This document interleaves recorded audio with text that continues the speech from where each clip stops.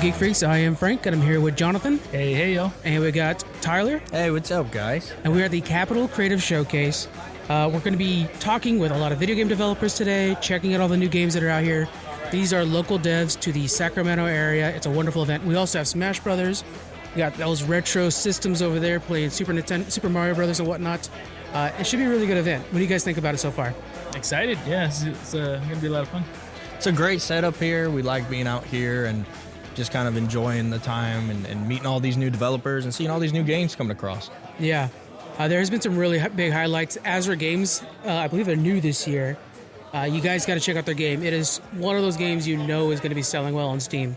I look forward to take a look at it, and hopefully we can chat with them later on. I'm looking forward just to see all the games. Yeah. I mean, everything here is so unique and so different. I mean, it's just cool to see like more and more people here as we, as this scene gets bigger. Yeah. What do you think, Jonathan? Any highlights so far? I haven't really had a chance to go around and check out any of the games, though. I know last year that was a lot of fun to see the unique games that people are making. So I look forward to us being able to take a break at some point. In our defense, we've been setting up for 2 hours, and we're a little pooped. It's also cool though that they're going to do like a People's Choice Award. Yeah. So there's like an area that you can scan like the QR code and like people can vote for their favorite game, and then they get an award at the end. They also have it where the developers of the games vote for the game that they like the most, and they have a Developer's Choice Award. So I think that's a cool twist that they've added. It really is, and we're going to submit our votes. We're going to talk about them before we do it though, and give our reasons and stuff like that. Kind of explain what our votes are for. But I do want to clarify, all the games are dope. It's just so we're not picking favorites, but we're literally picking favorites. I'm picking favorites. I mean, I love these conventions. This is one of our favorites. It may be a smaller one, but the fandom is so dedicated. But they wear me out. Yeah, they definitely do. I remember last year Kyle came out. We had a lot of people out last year. It was frankly a little bit too many people, if we're being honest. We were all bumping heads back here. All of us trying to shuffle back and forth. But anyways, we had Kyle come out. And then we're like, afterwards we'll go to the bars, we'll hang out all day, it'll be great. Me and him both, thank God he was on board with it. We were just like, let's go watch the Kings game at my house. Right. Let's get back with some beers and doze off on the couch. That was perfect. Yeah. Oh, man. Okay, so we have a lot to do today. We have a lot of interviews, a lot of checking out things. We'll discuss a lot more going on. We even have a regular Geek Freaks episode planned. We're going to go over the news and talk about a lot of things that are coming up and review some stuff. So we'll see you guys soon, and thanks for hanging with us. Welcome back, everybody. Geek Freaks Network. We're here at the Capital City Showcase. I'm Tyler from Who's Got Next Game. I got some great people we're doing interviews with today. Go ahead and introduce yourself, guys. Come say hi to the community. Let us know what you're all about. Absolutely. Hi, Morris Jackson, one of the owners of Valhallen Esports, and I have my partner Elizabeth, who's also a partner within esports as well. So you guys are an esports training facility, which is so cool to hear that esports has revolutionized and come up to the point where we can now have this stuff for communities of all different ages. So I kind of want to talk about like what your guys' goal is and where you guys are at in regards to what you're doing. So. Yeah, so our location, our company's called Valhallen Esports Training. We focus on training kids from the age of 6 to 17. And to your point, we're really looking to find a way to introduce the youth into this world of esports. I know before when gamers got into esports, it was always a battle and a journey for them to get to that professional level, getting people to understand the values, the premises, why it's such a passion of theirs. We're really looking to close that gap, looking to use legacy players to help our kids and youth understand the value of esports, but then also showing the kids how to learn from their past experiences to help accelerate their growth in their competition play. But everything we do is fully curated by our community. We make certain that our kids are not only introduced to the games of their choice, but we also help them provide assessments. We help give them coaching, we help place them on teams, and we also have our own self-curated league to help them graduate naturally into the levels of competitive play. And there's a variety of games, too, that you guys utilize. It's not just like one set style of game. You guys are open and diverse with a bunch of different stuffs. I mean, you've gone over the list of stuff, and I know that you guys are continuously adding stuff. So it's so cool to have, and I know that you guys have multiple locations as well. That's correct, yeah. So right now we have 3 locations. We have one in Folsom, we have one in Las Vegas, and our third one's in North Carolina. We compete on Overwatch, League of Legends, Fortnite, Apex, Minecraft, and then Rocket League, So we're also always introducing new games. Just in the next month, We're going to be launching our game in Siege, so we'll be training on Siege as well. Yeah. But then was talking to you about even Tetris, Yeah, and bringing that into the fold. Yeah, we're wanting to mix in a couple of different things, and we've talked a little bit about, like wanting to bring in different styles of games, because you've talked about the team aspects of games, but then we also talked a little bit before we started the recording was more of kind of the single player aspect of the games, and kind of working through those. So it's interesting to see that you guys are taking this dynamic and just running with it and getting youth involved and that kind of stuff. And I love that about your guys' stuff. So what inspired the whole thing? Where did it start at? Well, for us, it started with the fact that as we were watching esports and we were seeing that esports is now being offered as a college scholarships to multiple schools. We also saw that the competitive landscape was growing across the world. I mean, they just announced the first esports World Cup in Saudi Arabia. And then we started to look at, okay, where do people go grow and learn? Obviously, you have LAN centers where guys and girls can go learn and play. But then we started thinking about, where does the youth go? Where does the youth go to be introduced and learn how to grow and train in this? I mean, baseball has Little League, football has Pop Warner, but esports professionals had really nothing before this. Right. So we said, okay, why not build a bridge and fill that gap? Yeah. And now have a place where kids can come in, again, learn from professionals, learn the artistry of esports, learn how to compete the right way in these games, but learn in community instead of learning in isolation. And then we've also saw, in other countries, that there are these esports internet or these internet cafes that are in some other countries. A lot of those people who are in those internet cafes, that's where their teams were formed, that's where their teams graduated, and that's where these teams are competing on these world stage. But then if you look at the States, we didn't see a lot of that happening here. So that's where we felt it was critical for us to build that bridge and say, okay, where do we bring the youth in to come together to build this level of experience and to do it in community and to do it with socializing and doing it while learning some of the traditional landscapes of modern day sports, like communication, social skills, coaching, mentorship, all the things that we got from traditional sports too. Yeah.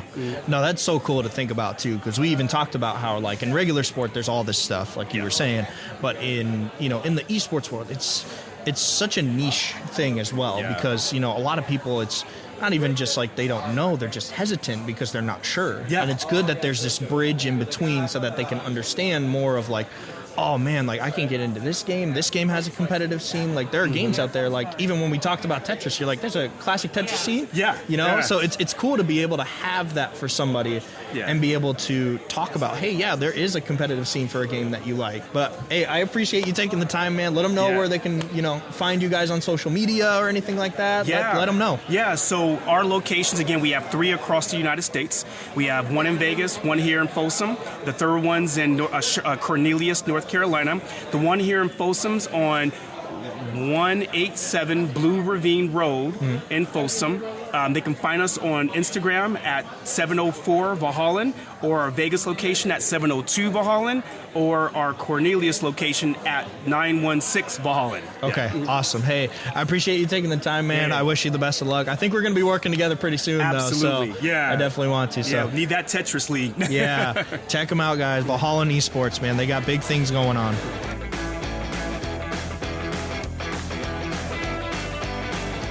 All right, everybody, we're here with another game developer. How you doing? How you enjoying the event? I am really enjoying it. Thank you for having me. This is super fun. Go ahead and introduce yourself. I cut you off when you're doing that. Hi, I'm Ricardo Andres, my alias, The Comic Master. I'm an indie game dev and author. What game did you bring today? I brought Darkstorm. So Darkstorm is a third-person shooter, and kind of the premise is you're a robot named Mars, and you have to go and exterminate alien insects in this fictional city called Razor City. So the game takes lots of inspiration from Dune and Titanfall, and it's the first of many games, hopefully. What kind of story, and did you get the story from the novel or anything like that? I know you're also a novel writer. Did you pull that story from there? That's correct. So I'm a science fiction novelist. My novel, Luminary Quantum Rising, is actually different from Darkstorm. So Darkstorm was kind of a story that I kind of had in the back of my head, and I wanted to do something different. As a science fiction writer, you love the genre, but I thought it'd be fun to kind of explore a different venue and maybe look at how robots and aliens mash up together. Yeah. Is there any sort of, a lot of times when we go into sci-fi, there's a current day morality that we're trying to explain. Is there anything like that going on in your game? Yeah, so actually one thing that I've been really interested to implement in my game is AI. Oh, okay. I know AI is really prevalent in today's society, and I thought it would be interesting to have a killer robot with artificial intelligence trained to fight aliens. Yes. And to abstract humanity, because I know humanity shows up in science fiction all the time. Of course. Now, is this going to be set in the distant future or in a different place? I currently have it set in 2040. That is a random number I chose off the top of my head. Yeah. But I think kind of having a future that is close to ours kind of resonates with a lot of the players compared to something 2130, for example. Right. Especially with the use of AI. AI is currently on the rise, so when you start to introduce it in the game, of course, people start to feel the impact a little bit more. In your story, how has AI developed over time? Have we lost control of it? Is it protecting us? So I've always been one for AI, and I thought it would be interesting to have artificial intelligence work alongside humanity. Yeah. Partly because in Darkstorm you're fighting aliens. It's an alien invasion, and AI is something created by humans. Right. So if humanity can utilize their tools to fight back against aliens, I feel like that also really resonates with the player. They feel like they have that fighting system. Also, I wanted to steer away from tropes. So. Yeah. Hard to do because, of course, we have like games like Helldivers and stuff like that, so many alien games. What kind of tropes were you trying to avoid, and what did you do that was unique? In this subject, I think the biggest trope we could talk about is how AI turns against humanity. Yeah. I think that's seen time and time again for things like Terminator and all these other works that are becoming more prevalent nowadays. Yeah. So that was definitely one trope. Another trope that I wanted to steer away from was, like I mentioned, making sure there's no humans in the game. Yeah. I think a lot of us as players are really used to playing some sort of biped figure. So to play something that is, walkable, you have this walking mech, but it's a robot, it kind of reminds a lot of players, at least players who've played it today, reminds them of like Armored Core 6, for example. Games that they aren't really familiar with, that haven't really seen. So That's great. Speaking of development, how long have you been developing this game? I have been developing it for 7 months. So I'm currently a college student studying computer science. That's incredible. I've seen how good this game looks. For 7 months, that is insane. Thank you. There were a lot of restless nights. Mixing Calculus 2 and video game development has definitely been a struggle, but I'm just glad to be here. Yeah. What kind of programming language are you using for this? I'm using Unity. So I started programming when I was 13. Oh, wow. And when I started programming, I actually dove right into Unity. And I thought it'd be really interesting to use an interface that a lot of pro developers are using, but still really push myself in the deep end. Mm-hmm. So during the pandemic, I spent a lot of time learning Unity, and then finally, once I developed Darkstorm, it just felt like second nature to me. Is there some benefits to Unity that you see are better than, say, Unreal Engine or any of the other engines out there? I would say the best positive to Unity would be the community.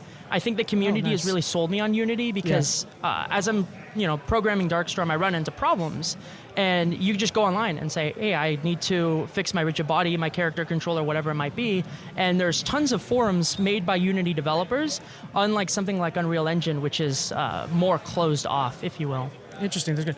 Speaking of community, have you gotten a small community starting to build for your game as excitement builds? I have.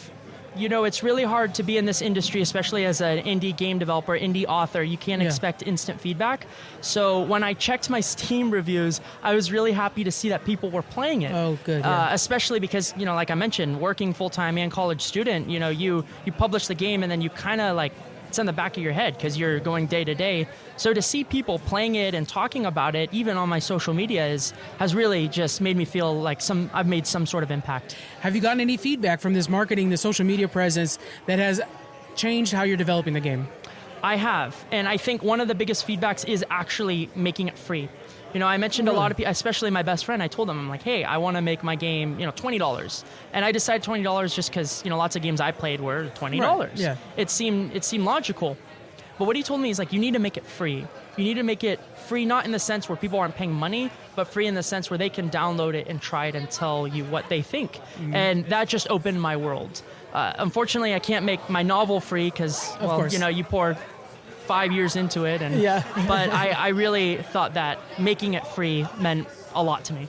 What is the gameplay like in your game? Are we first-person shooter? Kind of explain that. So Darkstorm is currently a third-person shooter. Okay. Now, I've heard lots of people say that they wanted first-person, whatever it is, and I didn't realize that, you know, some people were just in love with the perspective. It's so divided, yeah. I had no idea. So I chose third-person primarily because I like seeing the model. I like seeing the character.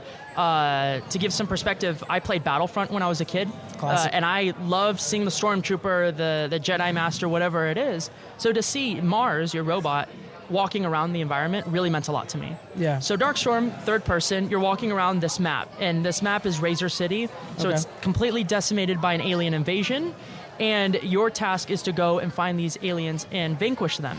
Yeah. Originally, the working title for the project was Search and Destroy. And, you know, the same friend I mentioned told me that's a Call of Duty game mode. You can't just take that name. Yeah. But I liked the concept, search and destroy. You can have a robot search enemies and destroy them. So that's kind of the concept of the game. And I was really inspired by Doom. I really liked how simple Doom was and how playable it was, where you're thrown into this sci-fi map, you have to go and find your enemies and pick up collectibles. I think that really forces the player to go and explore your map, go finding different areas of the map that you spent a long time developing, and see if you could pick up collectibles to make your character stronger. So it has some RPG elements where we're making our character stronger. You speak about the map. Is this an open world game? Yes and no. I would say open world in the sense where it is a giant map, but no in the sense where there are barriers. You are not welcome in certain areas, and the map will tell you so. And I think it's great being here, hearing the feedback people say, because I know, you know, you consider games like GTA 5, that is completely open world. Right. It's practically like a digital Los Angeles. And thinking about that, can I make, you know, an open world in this Darkstorm? There's a lot of things you have to consider. So I would say that I should try to steer away from that. Now, how do you decide the limits of your city or your environment when you're trying to do an open world game like that or a bigger map like that? I think the biggest thing is the storytelling. So if we consider the summary of Darkstorm, you know, decimated city, alien invasion, killer robot, what are some locations in Razor City, the fictional environment, that the player can go explore?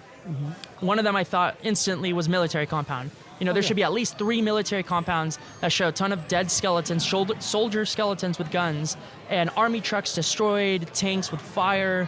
Another thing was a shack community. And I will say the shack community came from limitations. You know, keeping a low budget on the video game, I found shack models, like literally kind of like homeless people could have lived here. So that suggested maybe, you know, there was an alien invasion, humanity tried living in the city and then decided they could not. Another thing I decided was a shipping container section, kind of like in Call of Duty, how I know in the World War II video game they had a shipping container area. Yeah. And the reason I decided this is because it's like a labyrinth. So you have to navigate around the shipping containers, and it's a little eerie. So that's how I chose the different sections of the game. Now, do you have to worry about how far a person walks before they run into the next interesting item? Maybe a collectible, a part of the game, something like that? Or is it just like you want to make it feel vast? A little bit of both. Okay. So one thing that I really wanted to include in the game is if there's collectibles, I need the player to access them. Yeah. The other thing, too, is I didn't want the player feeling inclined to walk off the map. So one thing you'll notice when you play Darkstorm is it feels like there's sand dunes blocking you inside a section of the city. And playing the game, exploring the map, it didn't feel limiting in the sense that I had thought it would. But because there's so many collectibles spawned throughout the map, it really forces you to, you know, quicken up your pace and go and collect these little items. So. And that's the primary game play loop, is the collecting the items and stuff like that.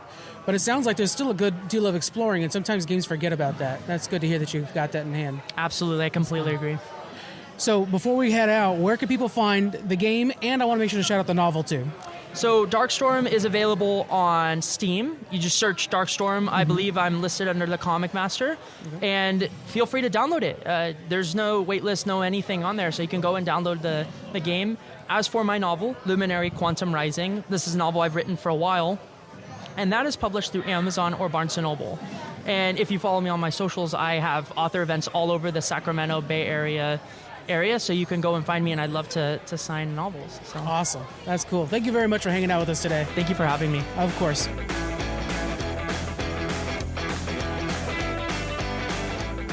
Tyler here, he's got the Who's Got Next Game. You see how it was just up there, the Who's Got Next Game podcast on our display. Tyler, we haven't heard from you in a little bit on Geek Freaks. Explain how Who's Got Next Game's going. It's just three dudes from college just talking about, back in the day playing video games on the couch and just debating and talking about different genres. And the big thing right now is we just went past March Madness for basketball, but I decided to turn it into a video game bracket. So we got a bunch of different games that we have our, criteria is like, what's the best, game to play on the couch with your buddies? So we have each of the consoles. So we have Wii, PlayStation 2, bunch of different consoles that we're going to go over. And then we're going to do a grand bracket where each of the number one games that make it through the bracket are going to go into a bracket and fight it out to determine, in our opinion, what's the best game to play with your buddies on the couch. Now, you guys just finished the Wii bracket, correct? We did Wii bracket, and I believe the PlayStation bracket was before PlayStation that. bracket. Now, I've got some major beef with you because Crash Bandicoot lost on that thing. If you're thinking PlayStation 1 is one of the pinnacle games, how did that lose out? So the criteria is not best game. You know what I mean? Because people made that argument. It's like, hey, it's the best game. Okay, well, we're not talking about the best game. We're talking about the best game to play on the couch with your buddies. Yeah. Because I agree that it's the best game. But I don't agree that, because I made the argument of pass and play. Can be something you did actually. You were defending it. Connor was knocking you down hard. And it's hard because with a solo play game like that, what are you supposed to do to argue playing on the game with your, on the couch with your friends? Yeah. Yeah, it's so fun to add it's that a hard criteria. argument. You can change the debate so many times and have different nominations just by putting in little criteria like that. Yeah, and you see with all the other brackets that we have, I mean, the most unique one, I'll give a little preview, our GameCube bracket, there's no Mario Party because we decided to do one game per criteria. So we have Mario Party 8 in our Wii bracket. Yeah. So we didn't want to do Mario Party 8 versus Mario Party 6 in the grand final. Well, it's two Mario Party games. At that point you're just debating mini games versus having a collective retrospect of different games that aren't Pokemon Fire Red versus Leaf Green. Well, they're the same game, just different Pokemon. Small changes. Yeah. Mario Party might be the best couch co-op game in general. I mean, I'm trying to think of something that's so Mario Kart geared for couch co-op. Mario Kart. Yeah, Mario Kart's good, but the party aspect of Mario Party, I think it's inviting these segmented things. People can go for bathroom breaks. I guess Kart has that feature as well. Jonathan, can you think of a better kind of game that's designed for couch co-op? I don't know, not off the top of my head. Mario Brothers 3. Give me if I had a list of games to go through. I'm telling you, Mario Brothers 3 or Mario Brothers 2 or the original Mario Brothers, it's, I would say, at least in the two-player respective. Yeah. Well, because we had that as another debate. It's what is 2 players, 4 players, how many players can play? Because you have the Wii that can, you can go on LAN and do 8 players. Yeah. And retro consoles don't have that, Yeah. I gotta say though, for the Mario Brothers, the reason that one's a tough one, and I mean, David used to mess with Miguel on this, is you have to wait until that person's dead to play the second player. So if you're playing with somebody who's actually skilled at the game, well then you're screwed. Yeah. And you're sitting there and you're just kind of watching somebody else play. Yeah, you're trying to throw popcorn in their face. No, that's when you smack the controller out of it. Yeah, you're Mom, he's taking too long. You throw that out there. Yeah. So what we did for Miguel is we would give him a dummy controller he would just play on and go crazy for. That's good old days. That's funny. Okay, so Smash Brothers is also, we have Smash Brothers here today. That's a great couch co-op game. Agreed. Yeah. And it's a game that I've been playing since I can remember. One of the first consoles that I bought on my own was a GameCube. So I've been playing Smash Brothers since I was able to Play purchase games. a console. Yeah. And that was back in 2001? Oh, God, I'm so old. Yeah. You're old. Just kidding. Yeah, you are We're all old, getting Frank. old. Every time I hear these dates and I'm just oh yeah, that's 25 years ago. The Wii is old enough to go to war. Yeah. Oh my God. Jeez. I remember working at Toys R Us and the Wii's were the hottest item in the You store. couldn't find them. I know. It was 2006. Nintendo sends the shipments out every Wednesday. So Wednesday morning, I had a bunch of parents lining up outside of Toys R Us, and eventually I came up with a ticketing system so I can give them tickets so they can go back to their cars and warm up because it was in the middle of freaking winter. They're trying to buy Christmas gifts. And it was nuts. It was mayhem, right? So we had them all go through. It took about 6 months for the Wii to be regularly available. And I'm like, oh, okay, we're past that phase, right? And then those bastards at Nintendo came out with a thing called Wii Fit. Yeah. You remember Wii Fit? Oh, yeah. I have it. You have Wii Fit? I have the board, too.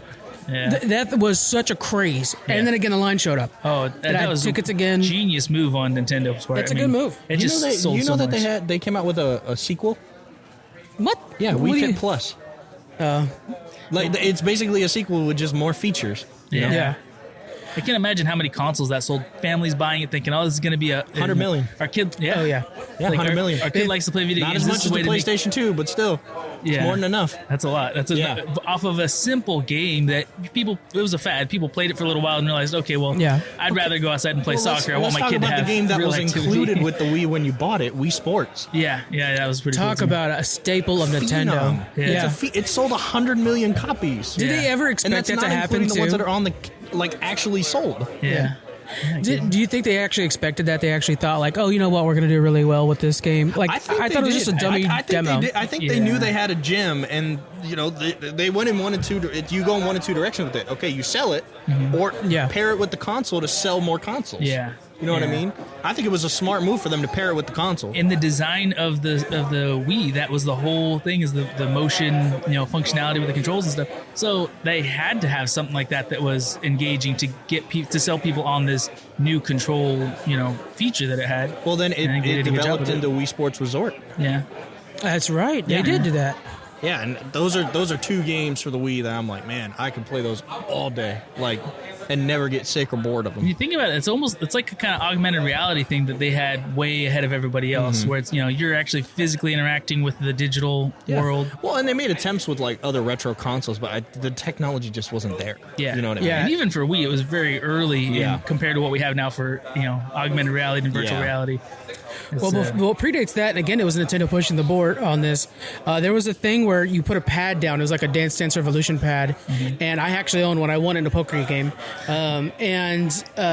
you had a up, down, left, right, like a controller, A and B on it, but you had to dance it out the entire time. yeah, I remember that. I remember yours. Yeah, and so that was such an innovation. No other company was even thinking about that. They were And trying it's to get better graphics at It's the just time. buttons between two layers of plastic with a print on top, but it's smart. I But mean, you pitch it as exercise. It actually came with a like an Olympics game. Yeah. And then another thing that pushed the boundaries. You might have actually used one of these. I know I did. The Virtual Boy. That was most harsh red light in your eyes possible. And I had a tank game. I remember playing a tank game with it. But you look through it, and it was quote unquote VR, but it was like 3 layers of red lights that you look through and kind of like pointed in a certain direction. But give it up to Nintendo. They pushed it, and sometimes it works, sometimes it doesn't. Virtual Boy collapsed, but the Wii was one of the biggest successes ever. It's one way or the other with Nintendo. I've never had a Nintendo console that's in the middle. yeah. Handheld wise, the DS was a craze. And when the DS came out, I thought, why do we need 2 screens? Just give me one bigger screen. Yeah. And I thought it was stupid. And now, the DS makes some of the best games that I can remember. Yeah. And that's actually in our bracket as well. We have some handheld. So we Good. have Game Boy. Handheld, I was Nintendo real loyal DS. to. Yeah. So looking at Nintendo, furthering this adventure, we got Switch 2, presumably announced next year. It's all but guaranteed. What are some of the features you expect to see on that? Again, thinking Nintendo's going to push the limits. I think that they're just gonna go for more of upgrading the graphical aspect. I think that's what they're gonna attempt. 4K, yeah. And then I feel like they have something in their back pocket that they're just gonna sneak in and be like, oh yeah, here's AR goggles for you. You know what I mean? Something that's gonna really push forward. If they could incorporate some sort of VR, I think that's a huge selling point. Because they have the box one, but that's not really VR. That's a joke. That's a joke for It's like it's like half-assed version of VR. Yeah. So. Jonathan, is there any kind of features you could imagine that Nintendo would put into the Switch 2? Just more social connection, trying to be able to play as a family across platforms and stuff like that. But it's hard to say. They already push the limits with everything they do. So, I imagine them trying to make a new version of the Wii, and using, now that we have augmented reality is much more well established. The Wii gloves and stuff like that. So you have all the controls, the tactile motion and stuff. I could see them evolving that, but I don't know. tricky. I'm going to throw out, what if, we had the DS, we're talking about DS and has that 2 screens. What if they do the same thing, but now we have that flexible screen? Oh, yeah. What if it opens up and it's one long screen that can be divided into 2, or something's Well, because then that gives you the opportunity for, like, how they're doing the classic consoles on it. So that gives them a chance to do DS as one of those for a selling feature. That's a good point. Yeah, so I could see that. And that screen, when I first came out, I thought that's the stupidest thing when I was on phones, because I'm like, that thing's gonna crack, it's gonna be bad. And the early ones were not great, but now we've got a friend D, D. She has one and swears by it. Yeah, one of my bosses has one. He uses it every day, and he does emails and stuff on his phone. He's constantly using it. He's never had any issue with the screen in the middle. Doesn't that seem insane? We're in the future. It does, yeah. We definitely are. Yeah. It's just odd leap in technology. You never thought that was going to be something people would want, let alone develop. Right. A screen that folds in half, but then you can start to think of so many applications. You can put it on all kinds of round surfaces. It's the modern flip phone. Yeah. It is the modern flip phone, actually. Yeah, if they could add Snake on it, I'm sold. You wrap a car with that, put cameras around Let's it. add Snake to it. Yeah. Speaking of Nintendo and mobile gaming, ROMs are now allowed on the iPhone. Have you guys set that up yet? I have Delta. I did, Delta? yeah. I just downloaded it because of my favorite TikTok poster. I don't know. Boy, I tell you, I got in a lot of trouble over that. Oh, really? The TikTok is still up. It's okay. Well, I may have shown how to steal games on there. I saw one of the comments where someone was saying, don't actually show the download part. I may have broken some rules. So TikTok, they're shady, so it's fine. I'm shady with them. It's cool. But, who's not? YouTube. Yeah. They are pissed. Oh, yeah. I got a strike. I did it before this, actually. I had to take a little class to try to remove that strike. And so I took a little class explaining, it was really like a driving class. Yeah. But it was like... You took driver's ed. I took driver's ed for YouTube. Yep. I did it this morning. And so in July, I get that strike removed from the account. I can only get 3 and then you're out. But and I was like, for real, guys? I've posted all kinds of crap on there that, whatever. I guess you can't technically show it. Delta's thing is really cool because there's so much that's on there. Have you? What have you played on there so far? So far, I've done Tetris. Of course, he's done Tetris. That's the only thing I downloaded. That was the first one I started with. Did you really? Yeah. Oh, and man. then I did, on the SNES one, I did Kirby's Dream Course. I love Kirby. I love everything Kirby. So Kirby's Dream Course is just the It's golf a racing. game. Yeah. No, it's a golf game. Oh, I thought Dream Course. Dream okay, Course, yeah. And so I tried that, and it was super fun to do it that way. I actually set it up so I have it on my iPad, and then I use a Bluetooth controller with it. Yeah. So it's basically like a mini console, so I can take it wherever I want to. That's cool. Which is really That nice. is dope. And it's pretty compatible with a lot of different Bluetooth controllers. Yeah, you're able to play with a N64, Xbox, or the PlayStation 5 controllers can hook to your phone. So you can do that. I even have a mount that goes on the PS5 and the Xbox controllers that I hold my phone. Yeah. And now you can play any Nintendo game, and there's going to be ones for PlayStation whatever. It runs N64 games. It runs GameCube games. I have Diddy Kong, of course. That's the no-duh Frank's to grab that. Yep. But I was playing Pokemon Fire Red on there. Like a dream. Better than the graphics, of course, in the system released on. Have you seen the video of people now? They actually stream their screen to their big screen TV. Oh, really? And then they use the phone That as makes the so controller. much sense. So there's people with like 80-inch TVs playing Pokemon Emerald. Oh my God, the geez. future is now, guys. Yeah. I know what Frank's doing when he gets home. I mean, I'm trying to, we have until 5 today. Yeah. I I'm think after definitely this, doing he's just going to sleep, but maybe tomorrow. Tomorrow, yeah. It's gonna be After lovely. today, I'm sleeping. After this, yeah.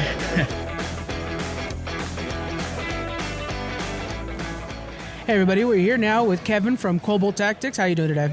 I'm good. good. How are you doing? I'm doing good. Now, you're showcasing your game here at the Capital Creative Showcase. Can you explain a little bit of what your game is like? Yeah, sure. So, Kobold Tactics, it is a fantasy-themed tactical roguelike. So, it's about mostly planning and strategy is a large part of the game. It's about getting together like a large band of different party members that you can equip with different kinds of weapons and items. You can custom equip. Do you want these guys to have bows? Do you want to give them a sword? If you look for casters specifically, you can give them they get spells that you can equip for skills and stuff. So it's kind of about building your own strategy. Do you want to get a bunch of meat shields and just throw them at it?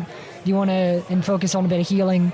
Do you want to get a whole bunch of backliners and just get high movement characters so you just never get hit? There's a lot of different strategies, elements to it that you can go with. It's a little bit similar to games kind of like Fire Emblem, I would say. Well, yeah, a little bit. in the tactical, like, large party of different guys. But a little bit, or I guess stuff like that, or stuff like that, or XCOM. XCOM's a really good example. Okay. And those games where you like have different units, it's kind of important to keep them alive. For instance, there's a whole system where every time that someone lives, they'll level up, and you can recruit them again. So not only are you not as much at the whim of RNG, which the roguelike element helps with, but it also allows you to like get more powerful over time with it. Yeah. But they also scale in cost, so you don't necessarily have to like commit to it fully, because if you do, the high cost means you're spending most of your resources on maintaining these guys. Versus maybe if the guys you're working on don't have the highest stats, you might go, it's not really worth the cost to keep putting into them. Yeah. And you might decide, maybe I can roll for something better. And each run's unique. We're going to have challenges that you can do, kind of like the way that Hades does their challenge systems, where you can like put on different difficulty modifiers to make the game harder. A good example is your main guy, your hero, the one guy you start with, who's your mainstay. There's one of the challenges is if he dies, you instantly lose the run. It's just over. Oh, wow. It resets. Yeah. And you get extra meta currency, these glory points you can use for all kinds of cool stuff. You can unlock new types of units that will show up in the random generation. You can unlock new item slots so that it becomes easier, because you'll get more unlocks available each run. It's a lot of cool stuff like that. Some of it's cosmetics. You can, if you get like X number of kills of a certain type of enemy, you can unlock, or some number of deaths or kills, you can get like a skin for one of your current guys, so it looks really cool. There's cool stuff like that we've been playing. But it sounds like you put a lot into this game. How long have you been developing it? Yeah, well, we've been developing. It's not me alone. I want to clarify. There's a it's a team of like 5 or 6 of us. They're like mainstays at the moment. But we've been developing it for a good couple years now. Oh yeah, actually. How many more years do you think you got in you? As many as it takes. We're very committed. That's such an open-ended question, isn't it? It's as many as it takes, really, because like this isn't a project that like we're like doing as like a sponsorship or something. This is we're pulling it by the bootstraps right now, you know, and we're doing it in our free time. We've all got like our own lives going on. Some of us are in college or just graduating from college. Some of us have like full-time careers in like other fields, and we're just devoting the rest of our time to this project because honestly we really wanted to. Yeah. And it came out of a long-form 9-month-long game jam event here with Sacramento Developers Collective. Yeah. So it came out of that sort of game jam spirit, and it's kind of just evolved into this fully fleshing out project that we've just committed ourselves to keep going with, because we got to the end of 9 months and we went, why do we need to stop here? We want to keep going. This is a cool project. Yeah. And so you guys just kept pushing the community forward. Did you guys actually meet there at the game jam? Yeah, That's we so did. Cool. Yeah, so we met up in person for the first meeting for talking about it. It wasn't just us; it was a bunch of people, because they had like pitching, and everyone made different ideas. And then the most popular ideas got voted on, and the teams kind of got like formed around that. So that was how we found our team. And the person who pitched it, Daniel Todd, he's the lead project manager, and he's also the artist for us. And he does phenomenal pixel art for this game. It's the reason why it looks the way it's gorgeous. I was already looking. I'll include the links to everything, guys, so you guys could go around and check it out. But you were showing some of it online. I believe there's the Red Dragon, if I remember correctly. It was gorgeously done. Yeah. So the game loop for this seems like it's going to be building your characters to be able to be more efficient and stuff like that. Is there any other game loops that you've been putting into the game? Yeah. So there's also skills a little bit. So it's not just about efficiency. It's also about trying out new things. Okay. Right? So each character, like I mentioned before, as they level up, they'll get new skills, and those skills can be pretty powerful. So. But there's a lot of ways you can go about the game, because you don't have to necessarily go with, I'm going to keep leveling up the same few guys. You might, and it lets you try out a few things at a time. You might go, I'm going to level up like this one fighter and this one cleric, and we're going to see how this goes. And then you kind of learn the specifics of that class and that one way of playing it. but you might also have a run where you just get a lot of kobolds, for instance. Yeah. And there's race perks too. So like the race perk for kobold is that they're really cheap. They don't get any other buffs, but they're really cheap.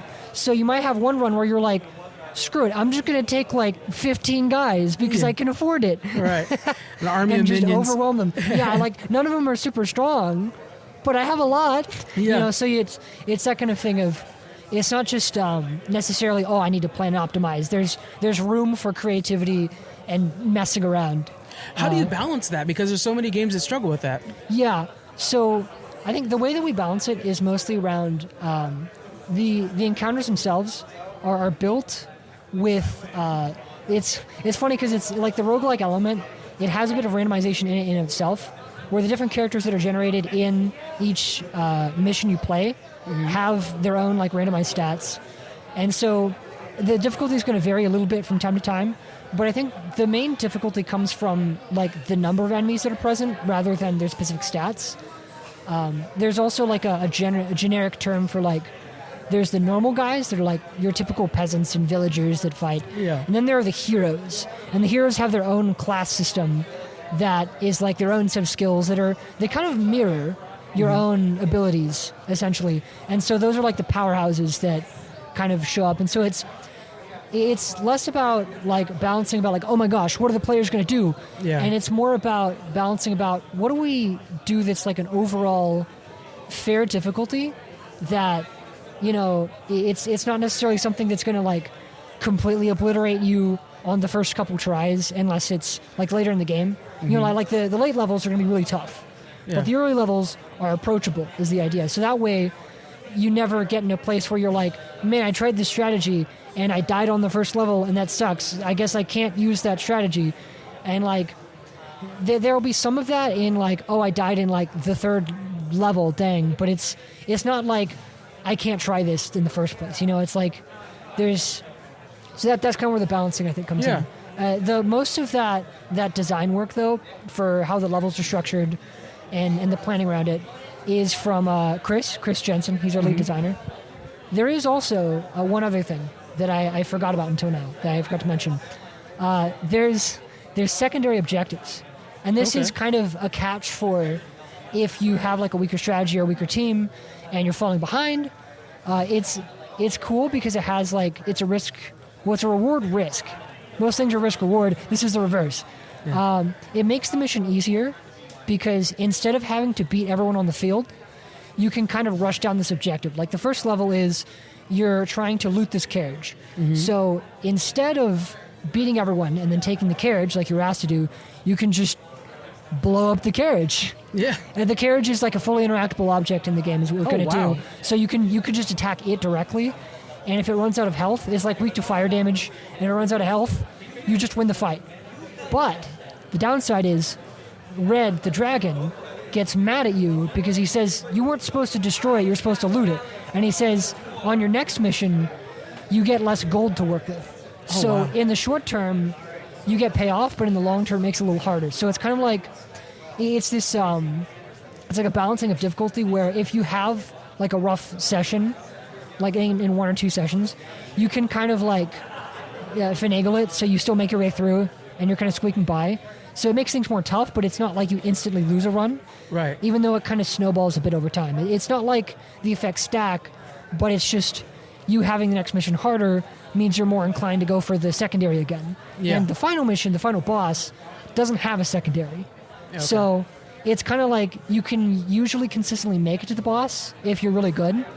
And it's just about, it kind of adds a challenge in a way, but it also makes it balanced so that you'll at least get far in each run, which is nice because you at least feel like, man, I accomplished a lot of stuff. I did good things. Of course. Even if it ended up being more stacked in that final fight because of the decisions you made. And you recognize, this is because the decisions I made as a player ended up putting me in this spot because I chose to do the secondary. I could have taken the risk to do the main fights, but I didn't, you know?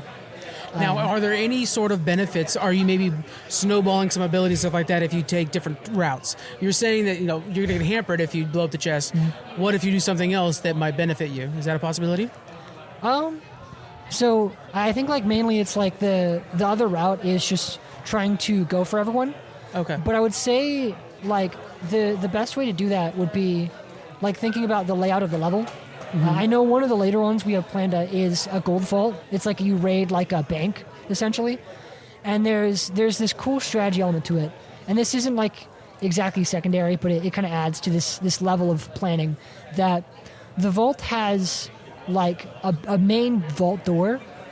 And I think you spawn inside of the treasure room, and half the enemies spawn in with you, and half the enemies are outside, if I recall. So they're kind of split up. And so you can do this strategy of, usually it's like you can fight them from one side and then try and get to them the other, but it's kind of hard to get to them because you have to go through the door. But there is going to be like a crack in the wall that small characters can get through. So you could do like an alternate challenge of, I'm going to only use smaller characters, but you get the advantage of, now I can move freely through these walls. So I get the time advantage of being able to get from one side to the other quickly. I can escape if they need, and meanwhile, the enemies are trying to break the vault door down because they can't get through where I can. Which, time matters, because there is an element of, after like 10, 12 rounds or so, of like, if you've been fighting for like a while, and it's the fight's just dragging on, eventually they might start sending reinforcements in some of the levels. So speed is a bit of a factor too, so stuff like that would like help you out, you know? The layers in this game are blowing me away. I mean, honestly, it seems so big and in depth. How hard is it to write all those options and everything like that? I think it's not super difficult, because the complexity doesn't come, and this is the biggest thing, the complexity doesn't come in this design that Chris has made from making everything complicated, right? It's not like we went, and we're going to have like this oddly specific weird quirk that only happens when this class of this character of this thing does this item in that position. Like, no, it's usually more general stuff of like, you can do a secondary objective. And what creates the complexity isn't so much any one individual thing.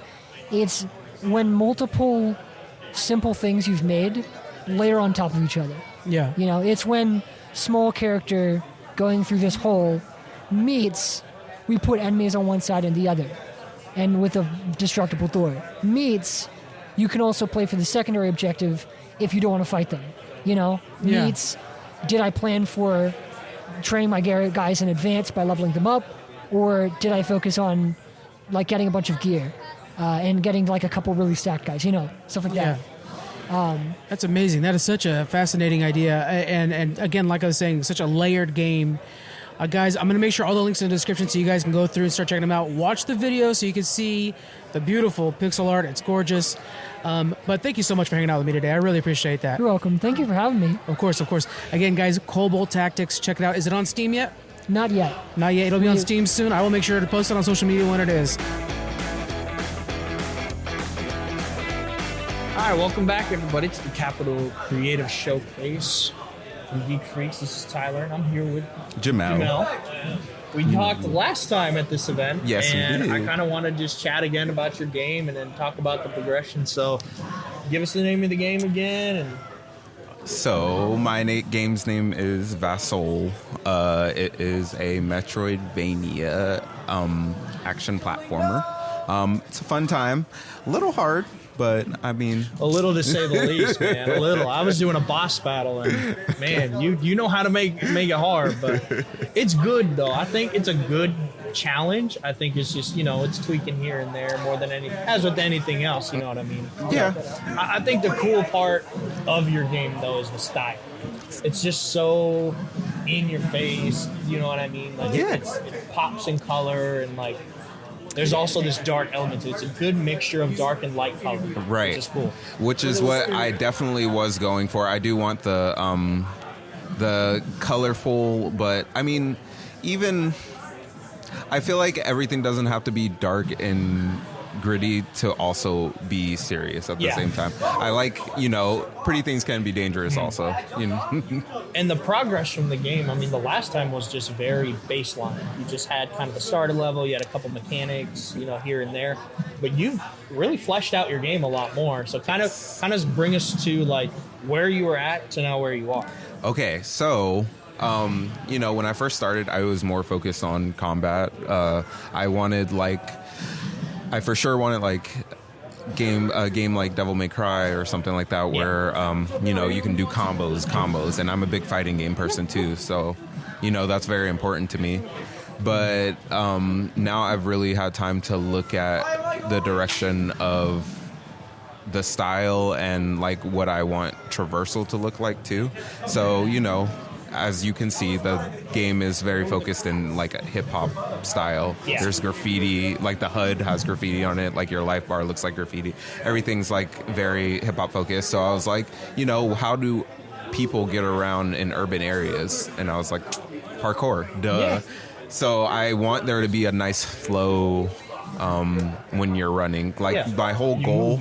Your movement smooth. So my whole goal is like, if I could think about somebody playing this game, they have their headphones on, they have this nice kind of lo-fi beats going, and they're running and just like jumping off of things and just smoothly platforming and sailing through the levels and stuff. That's really what I want. Yeah, it's really cool to see kind of like the action behind the game, how you react to things and your movement options, because you have a lot of movement options. Yes. There's an intended way to get into certain places, but your mechanics allow you to do so much more beyond just jumping, dashing, and all that. You've now added like a ledge dash, where you can kind of hit the ledge and shoot yourself forward, which gives you way more options to move with, which is super cool. And the thing that I like too is that you fleshed out the combat in such a way where it doesn't feel just like 1, 2, 3 every time. It's like you can hit with a lot of different angles. You have a lot of different hitting options that pop up or hit downward. You know what I mean? It gives more to the game than just the element of hitting an enemy. Yes, and pop an enemy up and move things around as well. Right, and I definitely want. I don't want it to be a. I love beat 'em ups, but I do want you to have to think about your options when like you do fight. Like a beat 'em up with style. Yes, exactly. I mean? Yeah. I don't want you to just be able to mash. Like sometimes you gotta wait a little bit. Does the character have a name officially, or is that Ekon is his name? Okay, gotcha. And I remember we talked about like Static Shock was the big inspiration behind it, and the color scheme is there too. And it's super cool to like think about that and like see how the character, the personality in the character shows even without dialogue. You don't have any dialogue, you don't have a story fleshed out for it quite yet. But even in the way the character portrays himself in the movement, like you can tell what kind of character he is. Yeah, and and if you ever do get the chance to see him, he literally. I took inspiration from, like you said, Static Shock, Miles Morales, like just that young black kid that is confident, but he doesn't know what he's doing for real. And it's cool to see that, like, you now have the boss battle. Yes. Which is in it, and the boss is hard. It's no joke. Like, I was playing a couple of times, and I found some unintended things as well. But it was cool to play the boss battle, and then I was using one of the mechanics, and then as I used it, I found a bug where I got hit and the mechanic didn't finish its animation, so it still showed that it was moving, but it wasn't, and I lost that dashing mechanic. So pretty much, it was interesting to now have to figure out how to play without using that mechanic. The more you talk about that, the more I'm kind of maybe thinking of making that a feature where it's like you can be debilitated and not use certain moves. That would be actually kind of sick. It would be cool if the boss had that. Like the boss had the ability to take away some of your stuff. It takes something away, and it's an indicator that shows you, no dash, or like no jump. Right. So you have to block. Yes. So, but it'd be interesting to see. But it's super cool to like see how far your game has come to. From the point that you were at the first time we were here, from the second point, it's like incredible stuff. It's super cool to see it fleshed out like that. So thank you. And the progress in the game is slow but sure, which is great. Like I think in the developer aspect, you want to do so much with the game, and it can be daunting, it can be overwhelming, but at the same time, it's like take a bite. You know what I mean? And if you finish a little bit, hey, you got something done. So it's cool that you've gotten so much more into it, because now you have different levels fleshed out and a lot of different things working. So where can people find you in regards to like, making sure the game's looking good and they can follow how the game's going and that kind of stuff? Okay, so I have an Instagram for myself and the game. My Instagram is Lord Hero Man, and then the game's Instagram is Vassal by Lord Hero Man. It also has an itch.io under the name 1HP Productions, which is me because I'm the only one working on it. And then we also have a website that is launching soon, and that will be Vassal the Hub. And that's where you can find all the information and also connect to all of our different, media. Can I say that I have like the unofficial speedrun record for the first demo? Can that be a thing or no?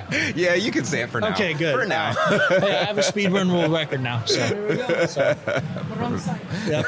I can put that under my caption in the Yeah, I just need a picture of you smiling. Yep. We're good, man. We're good. No, it's so cool to have you back, and I'm excited to see where you go from here, man. So, it's good to be back. Things have been looking awesome. The game looks like a lot of fun, and as it continues to develop, I mean, it's going to become something really cool. So keep it up, man. It's super fun. Yeah, thank you so much. Thank you for having me too. All right, guys. We'll see you again next time. Hey y'all, Editor Frank here, just letting you know this is part 1 of 2. Part 2 is going to be coming out later this week. We're going to be meeting a few more of the developers, making our picks for the Game of the Year, and interviewing those who actually won. Thanks for hanging out with us, and I'll see you next time.